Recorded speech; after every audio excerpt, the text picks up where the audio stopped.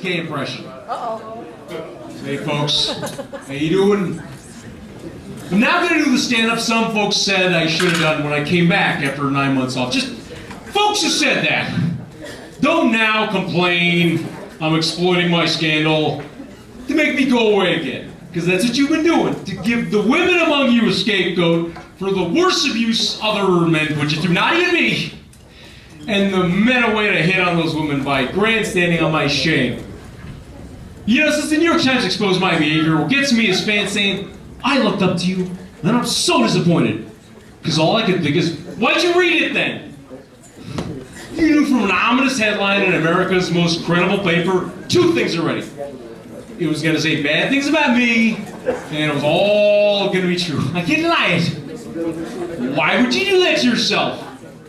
And to me, if you care about both those people, if you're a fan, it's kind of weird to go against your idol's wishes. You disappoint yourself is what you did, and serves you right. You deserve to see your hero fall. Find out there is no God. But their true supporters are smart. Not for the world or their own lives, but just their mental well-being. Because they can keep anything out. I wish I could write off the Times as fake news. Because it's distressing having your illusions shattered. I hate facing this about myself. It makes me feel violated. Almost as much as the woman I did that to. Which I totally shouldn't have. I get that.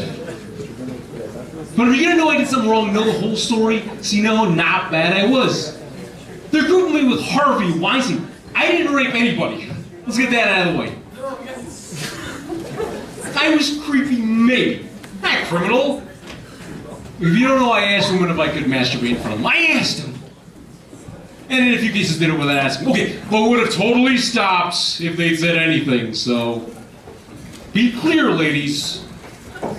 Learn to speak up. For both our sakes, Jesus. But some of this is just being a man not of his time, you know? Traditional. From a bygone era. I had to come across veterans in the 1860s when General George Custer was clearing a path to civilization with the rape and genocide of natives. Look, I'm not the one who attacked the weakest people to have my way, and they got celebrated for it in classrooms of children for the next 150 years. Compared to that, I'm a good guy. I'm a really good guy. What I did would have been charmingly described as a peccadillo. Now, before you say that was then, we don't condone genocide anymore, what about Henry Kissinger, okay, Nixon's national security advisor, who bombed the hell out of Laos and Cambodia, illegally, killed thousands of innocents, just to delay getting out of a failure for what left said we should have gotten out of years before. And was touted as a geopolitical genius. You know, bragging about all the dates he had back then. Kissinger famously said, Bao is an aphrodisiac. That's how they explain all the women lining up to bang him for using American power like a maniac against poor defenseless people who could never hit us back.